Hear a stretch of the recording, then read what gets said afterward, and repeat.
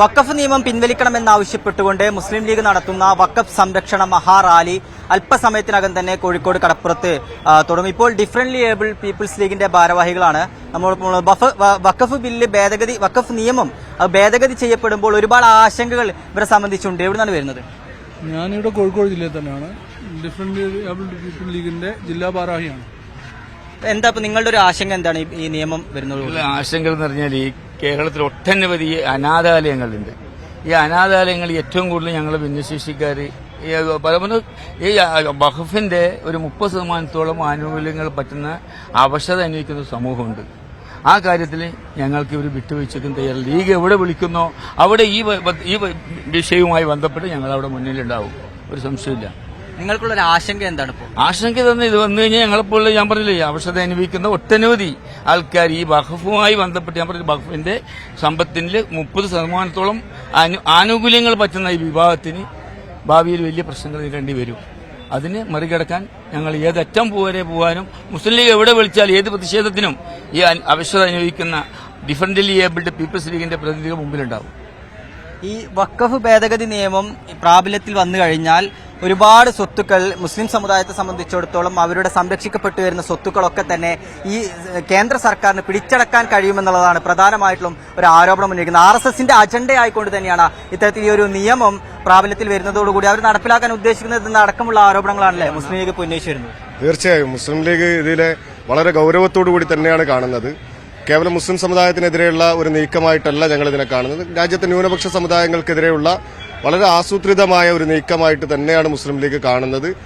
ഇപ്പോൾ വഖഫ് ബില്ലാണ് കേന്ദ്രം പാസ്സാക്കിയിട്ടുള്ളത്. നാളെ ചർച്ച് ബില്ല് അടക്കമുള്ള സംവിധാനങ്ങളിലേക്ക് കേന്ദ്രം മാറും എന്നുള്ളത് തന്നെയാണ് പ്രതീക്ഷിക്കുന്നത്. ഇവിടെ മുസ്ലിം ലീഗ് പറയുന്നത് ഞങ്ങൾ പതിറ്റാണ്ടുകളായി ഈ രാജ്യത്ത് ഞങ്ങൾക്കുണ്ടായിരുന്ന അവകാശം, മുസ്ലിം സമുദായത്തിന് അതടക്കം ന്യൂനപക്ഷ സമുദായങ്ങൾക്കുണ്ടായ അവകാശങ്ങൾ, ആ അവകാശത്തിന് മേലെയാണ് ഇപ്പോൾ കേന്ദ്ര സർക്കാർ കൈവച്ചിട്ടുള്ളത്. കേവലമായിട്ട് ഏതെങ്കിലും ഒരു 1-2 സ്ഥലത്ത് വഖഫ് സ്വത്തുകളുമായി ബന്ധപ്പെട്ട തർക്കത്തിലേക്കല്ല, രാജ്യത്തെ പ്രധാനപ്പെട്ട എല്ലാ കേന്ദ്രങ്ങളിലേക്കും ഇത്തരത്തിലുള്ള തർക്കങ്ങൾ ഉണ്ടാക്കി ആ തർക്കങ്ങളുടെ ഫലമായിട്ട് അത് പിടിച്ചടക്കുക എന്നുള്ള ഒരു ശ്രമമാണ് സർക്കാരിന്റെ ഭാഗത്തുനിന്ന് ഉണ്ടാവുന്നത്.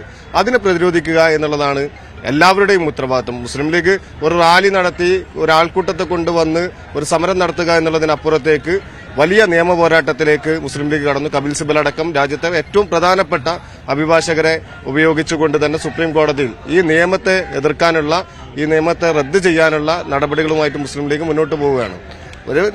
നമ്മളെ സംബന്ധിച്ച് നമുക്ക് പ്രതീക്ഷയുണ്ട്. രാജ്യത്തെ പരമോന്നത നീതിപീഠം എന്നുള്ള നിലക്ക് സുപ്രീം കോടതിയിൽ നിന്നും നീതി കിട്ടുമെന്നുള്ള പ്രതീക്ഷയുണ്ട്. പക്ഷേ ഇത് തുടർന്നു പോയാൽ ഈ രാജ്യത്തെ ന്യൂനപക്ഷങ്ങളുടെ ജീവിതം വളരെ ദുസ്സഹമാകുന്ന ഒരു സാഹചര്യം നിലവിലുണ്ടാവും. ഇതാണ് നമ്മൾ ഈ സാഹചര്യത്തിൽ നോക്കിക്കാണുന്നത്. രാജ്യത്തിന്റെ വിവിധ മേഖലകളിൽ വലിയ രീതിയിലുള്ള പ്രതിഷേധമുണ്ടാകുന്നു.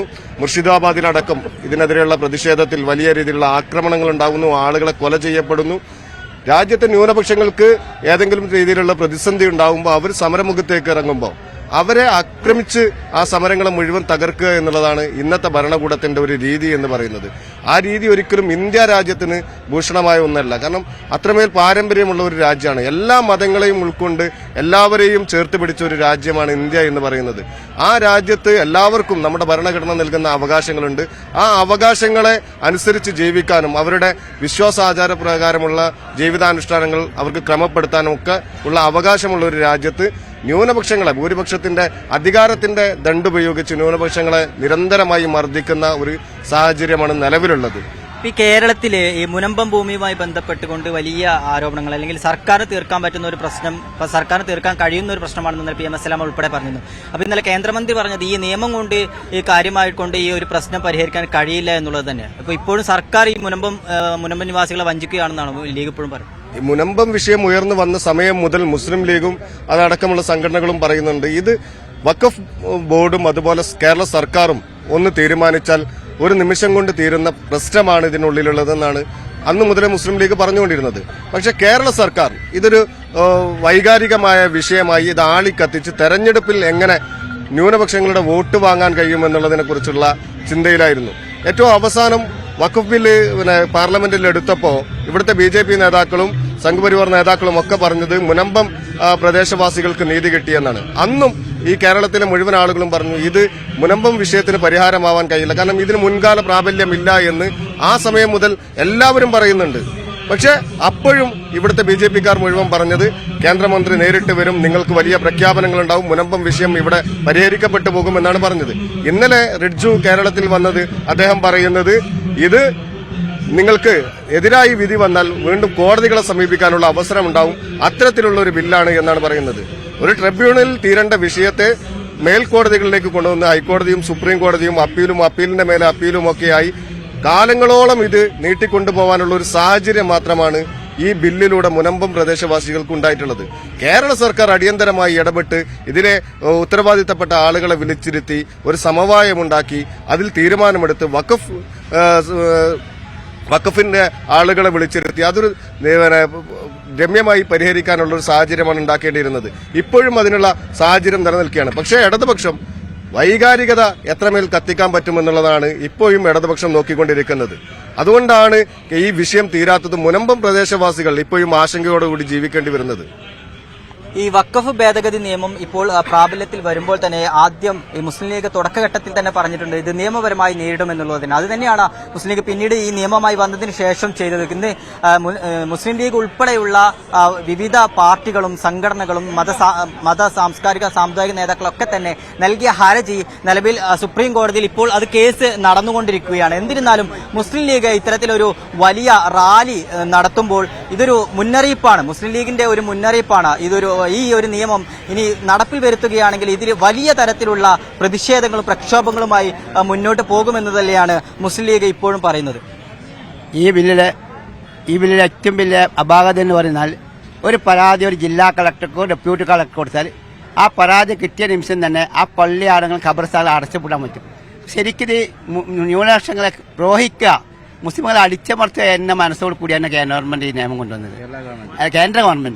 കേന്ദ്ര ഗവൺമെന്റ് ഈ നിയമം കൊണ്ടുവന്നത് ശരിക്കും മുസ്ലിങ്ങളെയും ന്യൂനപക്ഷങ്ങളെ ഇനിയിപ്പോൾ ഇത് മുസ്ലിങ്ങൾക്ക് ഇന്ന് വഖഫാണെങ്കിൽ നാളെ ചർച്ച ബില്ല് കൊണ്ടുവരും. അപ്പോൾ ഇവിടുത്തെ ന്യൂനപക്ഷങ്ങളുടെ എല്ലാ സ്വത്തുക്കളും കണ്ടെടുത്ത് ഇത് ഇന്ത്യ രാജ്യത്തെ രണ്ട് വ്യക്തികൾക്ക് മാത്രത്തിലേക്ക് ഒതുക്കി കൊണ്ടുപോകുന്ന മോഡിയുടെ സ്റ്റേറ്റുകാരായ ഗുജറാത്തിലെ 2 ആൾക്കാർക്ക് വേണ്ടി മാത്രം ഒതുക്കിക്കൊണ്ടുപോകുന്ന ദുഷ്ലാക്കോട് കൂടിയാണ് ഈ ബില്ല് കൊണ്ടുവന്നത്.